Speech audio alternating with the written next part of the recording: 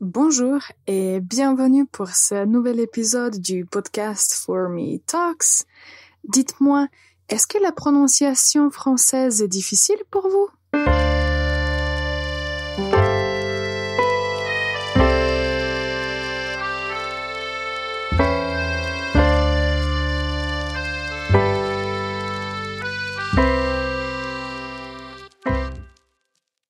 Bonjour et bienvenue pour ce nouvel épisode du podcast For Me Talks.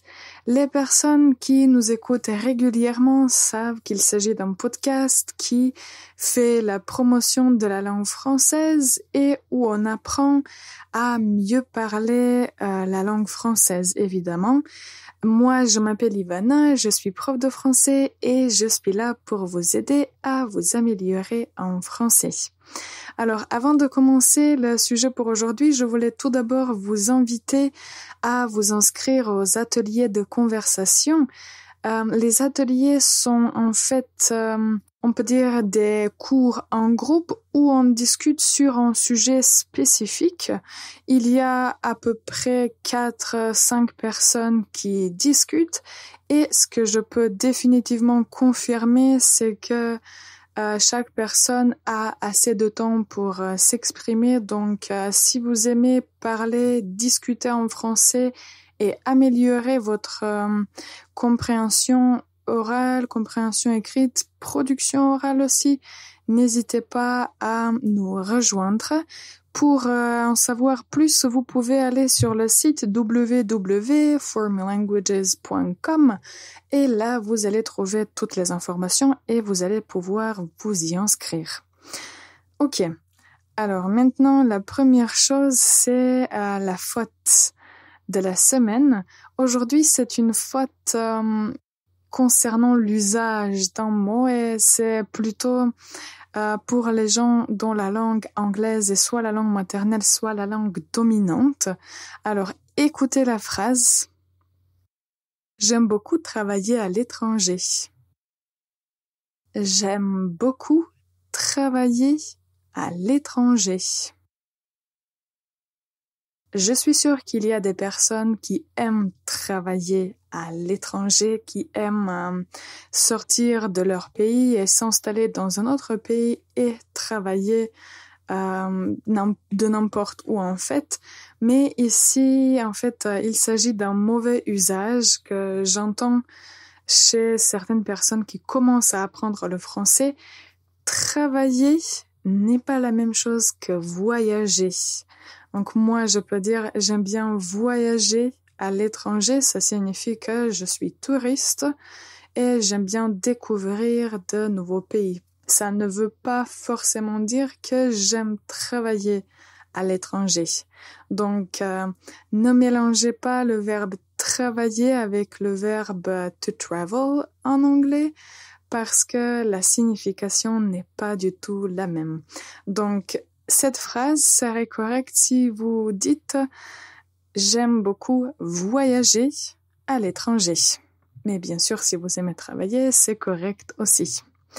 Alors, aujourd'hui, on parle de la phonétique. J'aimerais parler en fait de deux terminaisons spécifiques et de leur prononciation.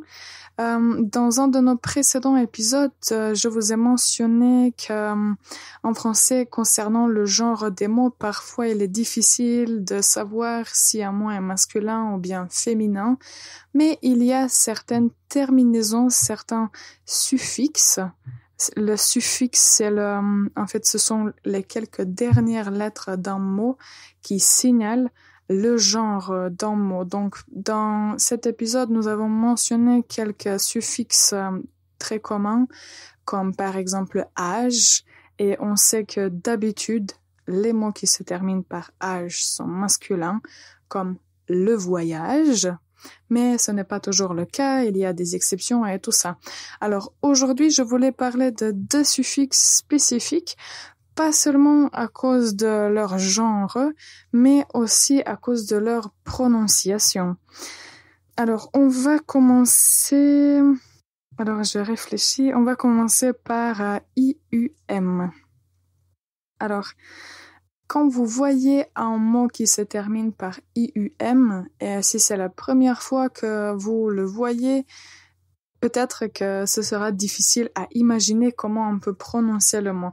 Et à propos de ça, je voulais dire aussi que moi, quand mon anglais était très, on peut dire, pauvre, et quand je voyais un mot pour la première fois, la prononciation et l'idée que j'avais sur un mot étaient tellement drôles que il y a des situations où j'étais drôle en parlant avec les personnes qui parlent l'anglais mieux que moi, mais c'est le processus d'apprentissage. Donc, si vous prononcez quelque chose d'une mauvaise façon et si quelqu'un vous corrige, c'est super parce que ça signifie que vous pouvez faire des progrès.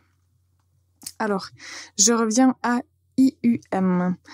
Je vous donne un mot qui est très commun.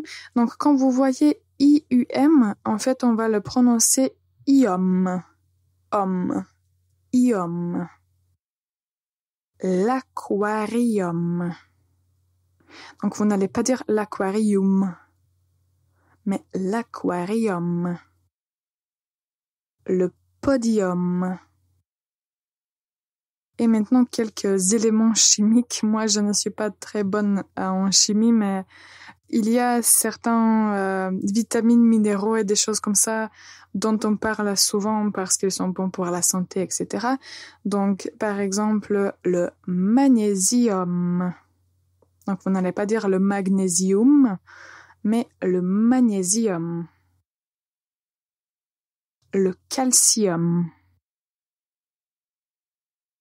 Et un autre élément, l'aluminium.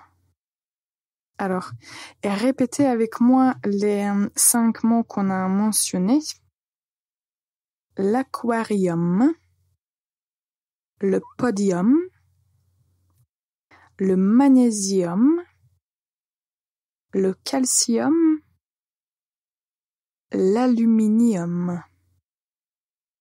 N'hésitez pas à réécouter et à mémoriser cette prononciation. Ce ne sont pas des mots que vous allez utiliser tous les jours, mais quand vous les voyez, il faut vraiment les prononcer correctement. Alors, nous allons faire une toute petite pause et on revient pour parler d'une autre terminaison intéressante. Alors, je vous pose la question, est-ce que vous savez quel est le nom de l'adjectif professionnel? On revient dans un instant. Le podcast est sponsorisé par For-Me Languages, une école de langue en ligne. Pour prendre des cours privés, consultez formelanguages.com. Bonjour et bienvenue encore une fois pour ce nouvel épisode du podcast For-Me Talks. Aujourd'hui, on parle de la phonétique et des 2 terminaisons, des 2 suffixes qu'on peut entendre en français. Nous avons parlé du suffixe ium, à mémoriser que d'habitude, les mots qui se terminent par ium sont masculins.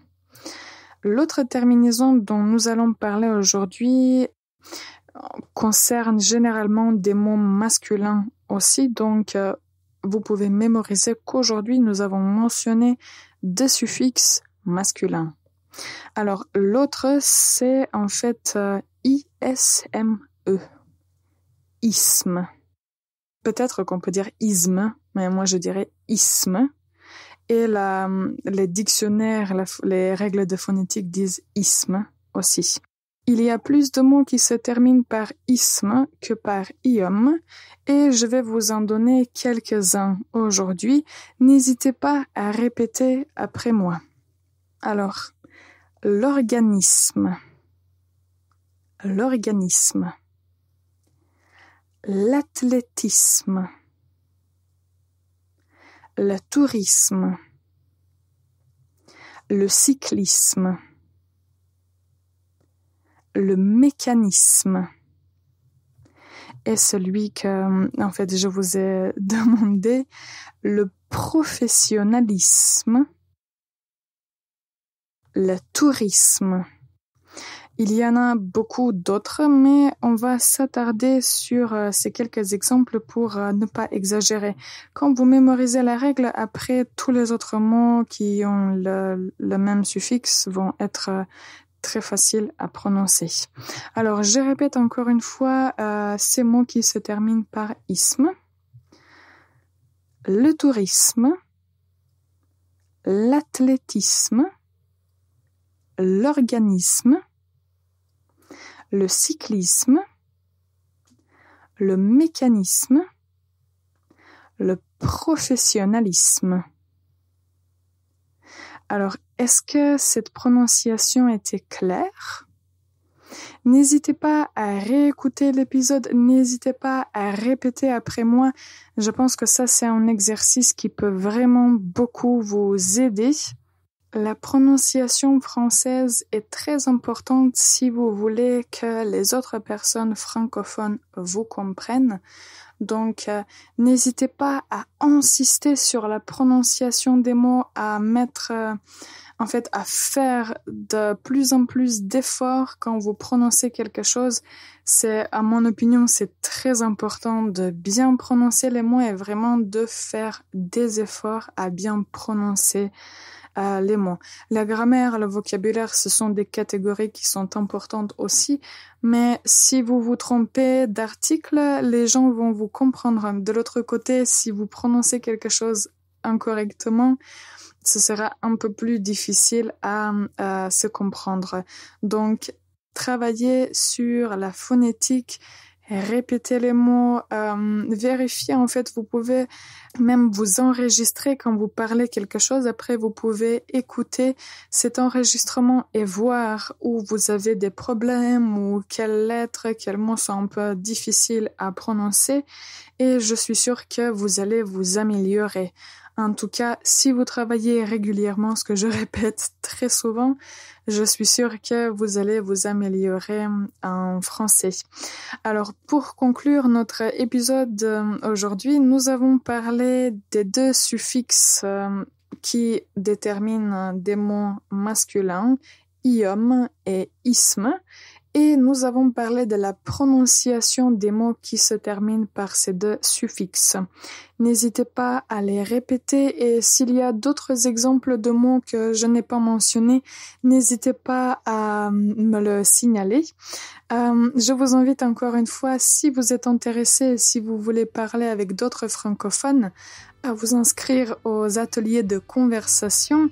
Toutes les personnes qui m'ont écouté jusqu'à la fin, merci infiniment. Je vous souhaite une excellente journée et on se retrouve très bientôt pour notre prochain épisode.